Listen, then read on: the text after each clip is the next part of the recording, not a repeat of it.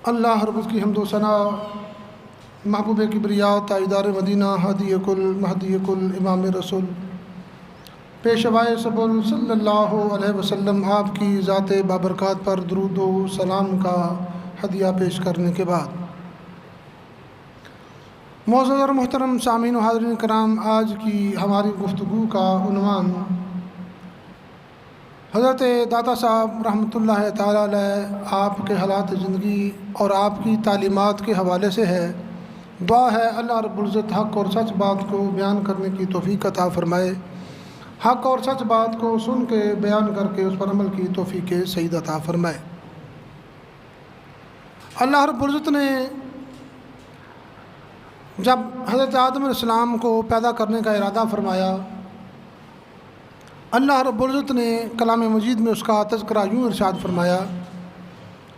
فرمایا کہ ہم نے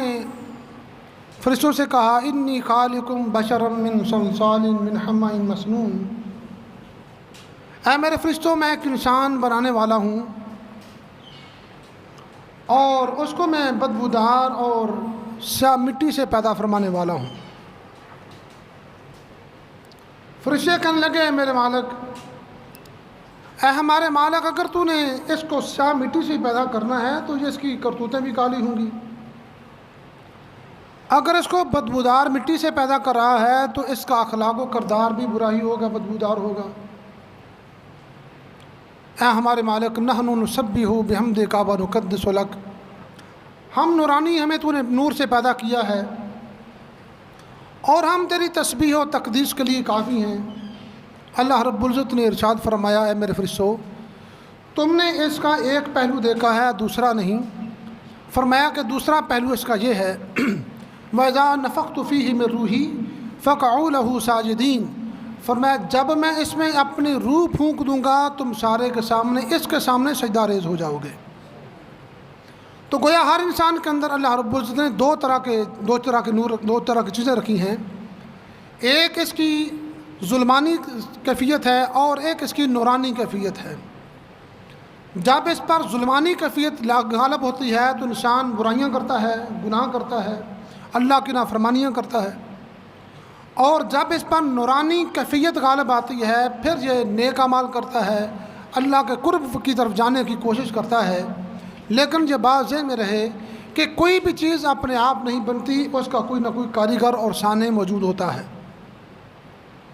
ایک بچہ اگر ہمارے پاس ڈاکٹر بننا چاہتا ہے تو اس کو میڈیکل کالج میں داخلہ لینا ہوگا، اگر وہ کسی بزنس مین بننا چاہتا ہے تو اس کو کامرس کالج میں اس کو داخلہ لینا ہوگا، اگر انجینئر بننا چاہتا ہے تو انجینئرنگ کالج میں، اگر کسی بھی شعبے میں جانا چاہتا ہے تو اس کو شعبے والے لوگوں کے ساتھ بیٹھنا ہوگا، پہلے اس کو تھیوری پڑھنی ہوگی، پھر اس پر پریکٹیکل کرنا ہوگا، پھر اس کے بعد جا کر جب وہ ایک عہدے پر بیٹھ جاتا ہے۔ حضرت داتا صاحب رحمۃ اللہ تعالیٰ علیہ آپ ان لوگوں سے ہیں جنہوں نے نیک لوگوں کی صحبت اختیار کی ہے، علماء کی اور صالحین کی صحبت کو اختیار کرنے کے بعد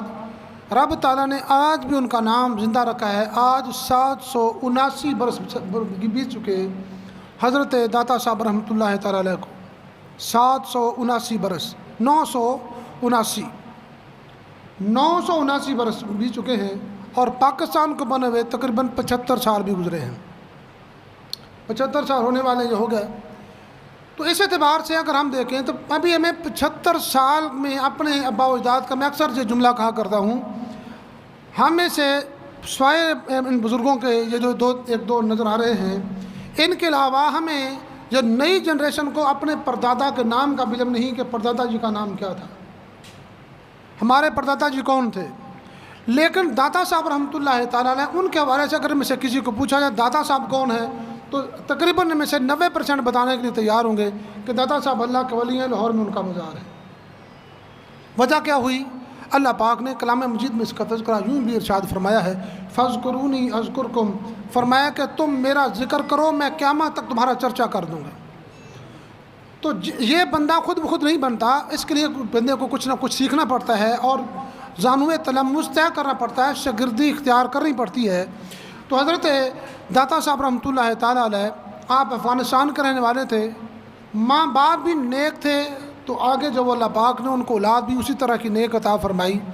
داتا صاحب رحمۃ اللہ علیہ آپ نے تقریباً 300 علماء کرام سے پڑھا ہے۔ کتنے؟ 300۔ آج لوگ وہاں پر بنگی اور چرچی لوگوں کو دیکھ کر کہتے ہیں کہ شاید یہ بھی ایک تصور بن گیا ہے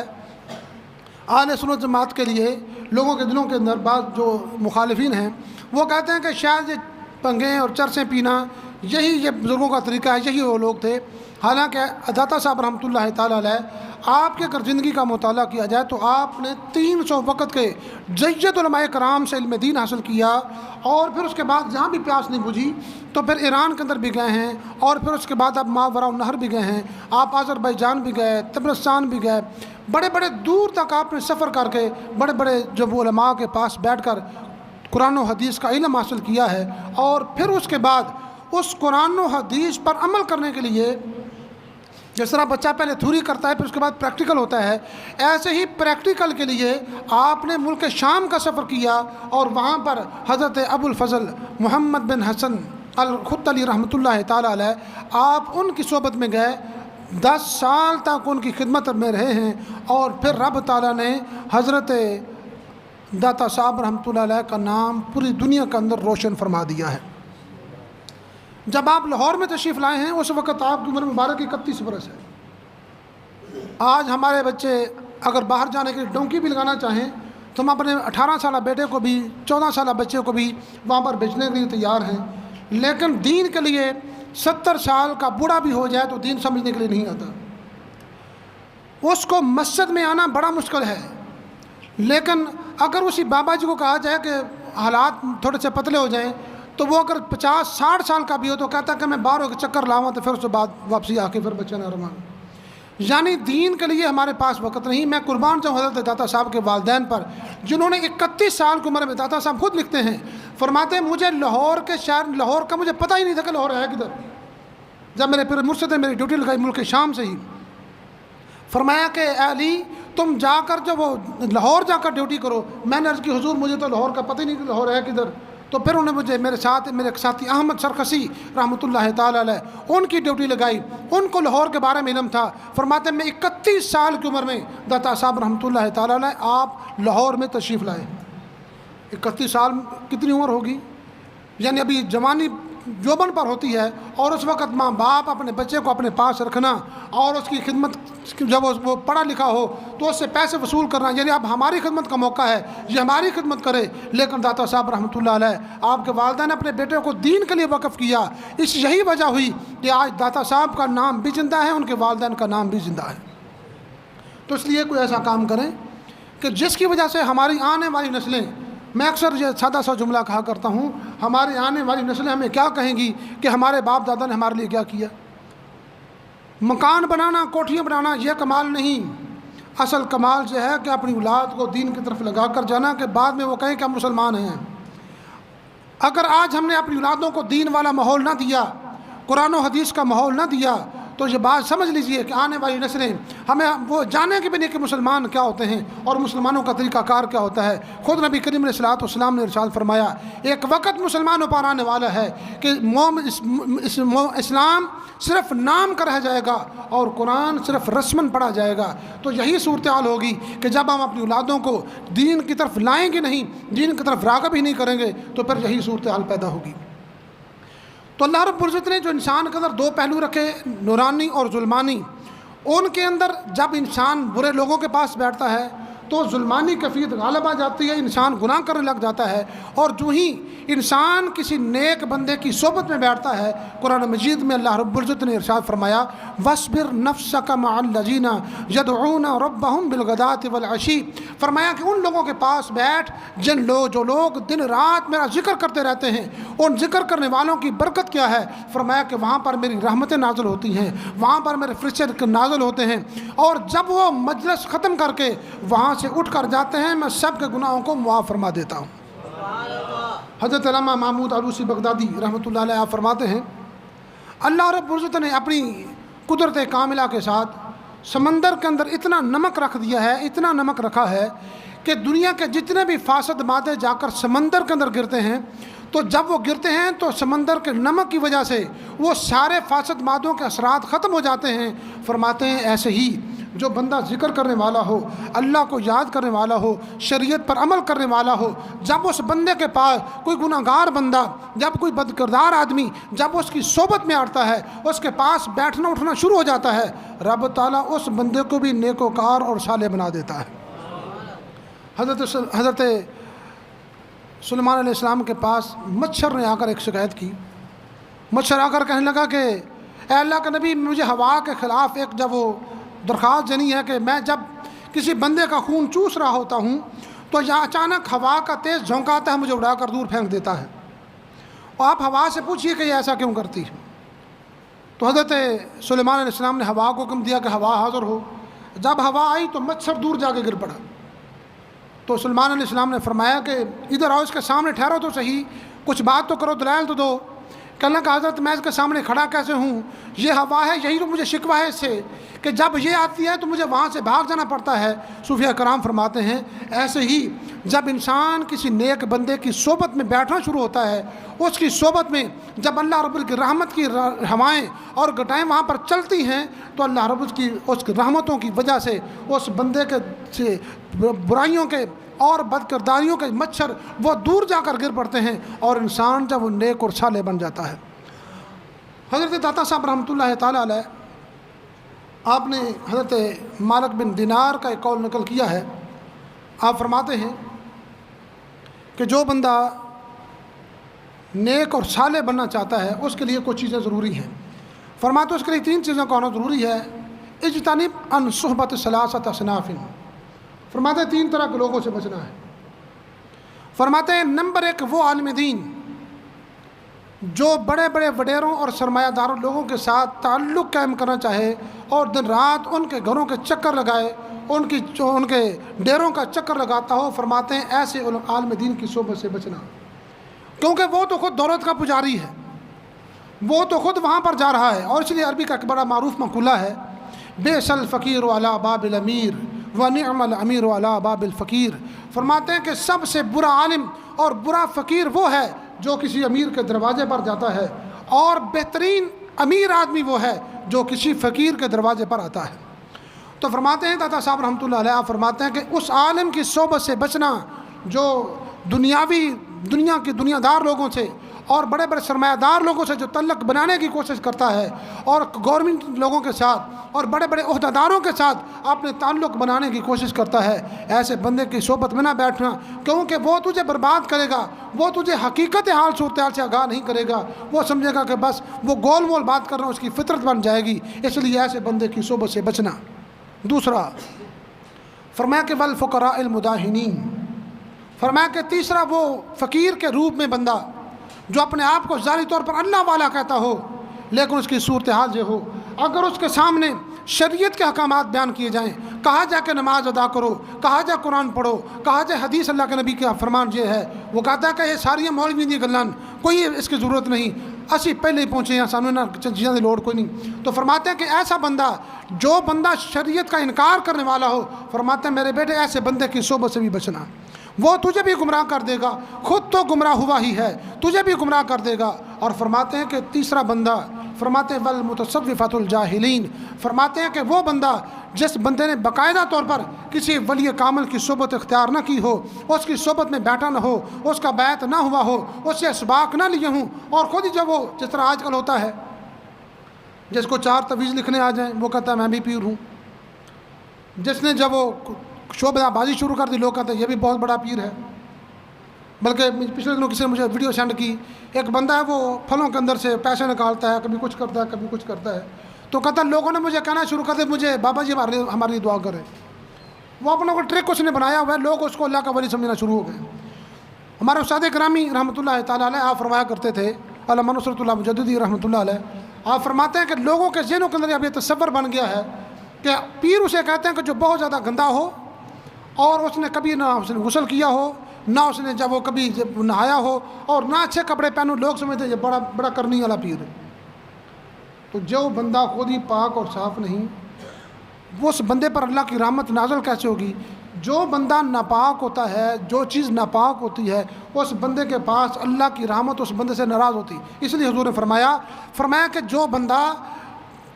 لہسن کھا کر اور پیاز کھا کر مسجد میں نہ آئے، کچا لہسن اور کچا پیاز کھا کر مسجد میں نہ آئے، اس کی بدبو کی وجہ سے اللہ کی رحمت کے فرشتے مسجد میں نازل ہوتے ہیں. اس کی وجہ سے ان فرشتوں کو تکلیف ہوتی ہے. لہٰذا ایسا کوئی بندہ جب وہ کچا پیاز اور لہسن کھا کر مسجد میں نہ آئے. تو جو بندہ خود ہی بدبودار ہو،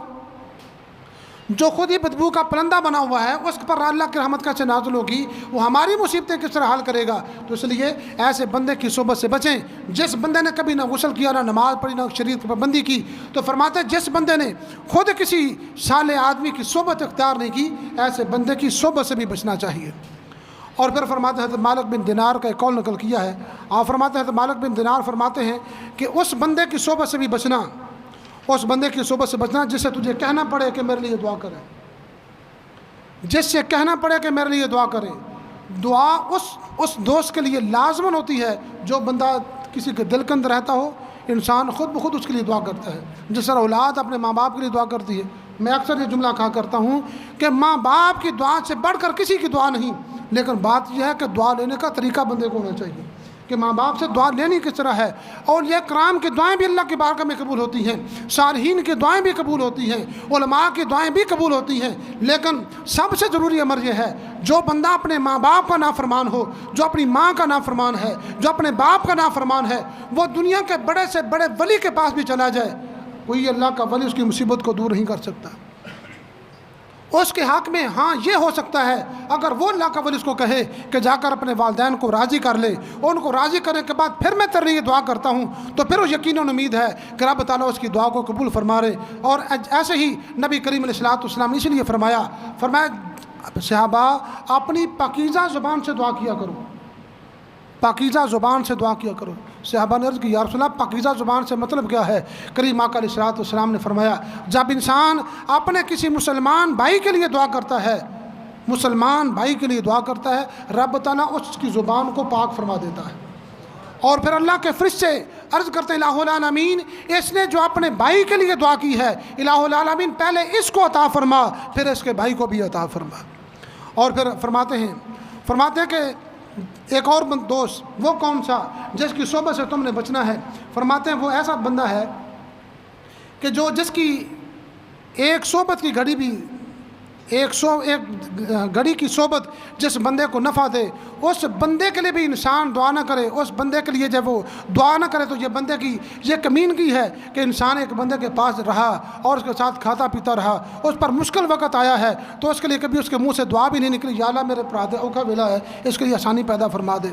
تو حضرت مالک بن دینار کا قول نقل کیا، فرماتے ہیں کہ میرے بیٹے اس بندے کی صحبت سے بچنا جس بندے کی صحبت تجھے آخرت کا فائدہ نہ دے. جس بندے کی صحبت میں بیٹھ کر کبھی تجھے آخرت یاد ہی نہیں آئی کہ میں نے آخرت میں اللہ کی بارگاہ میں حاضر ہونا ہے، تو فرماتے ہیں میرے بیٹے اس بندے کی صحبت سے بچنا کیونکہ وہ خود بھی جہنم کی طرف جا رہا ہے اور تجھے بھی جہنم کی طرف لے کر جائے گا. حضرت داتا صاحب نے کشف الموجود میں ہی ایک واقعہ نقل کیا ہے. آپ فرماتے ہیں کہ بندہ خانہ کعبہ کا طواف کر رہا تھا، وہ مسلسل ایک دعا مانگ رہا تھا، اللہم اصلح اخوانی، اللہم اصلح اخوانی، اللہم اصلح اخوانی. یا اللہ میرے دوستوں کو اچھا کر دے،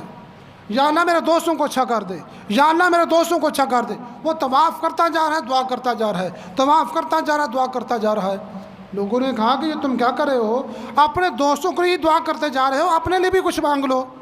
کہنے لگا کہ یہ جو دعا مانگ رہا ہوں اپنے لیے ہی مانگ رہا ہوں، یہ دعا جو مانگ رہا ہوں اپنے لیے ہی. انہوں نے کہا کہ وہ کیسے؟ کہنے لگا کہ اس لیے کیونکہ یہاں حرم میں تو میں چند دن ہوں،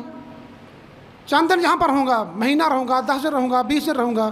لیکن میں نے اپنے دوستوں کے ساتھ جا کر رہنا ہے. میری یہ نیکی تب نیکی رہے گی جب میرے دوست اچھے ہو جائیں گے.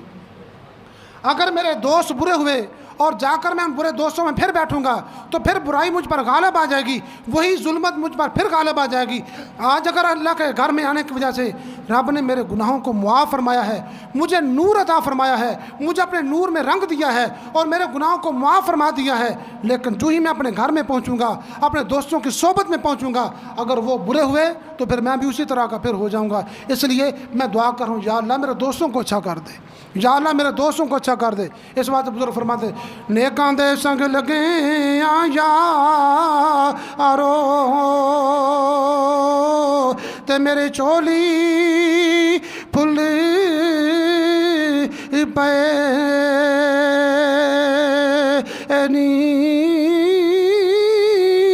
او مندیاں دے لڑ لگیاں یارو تے میرے اگلے بھی ڈل گئے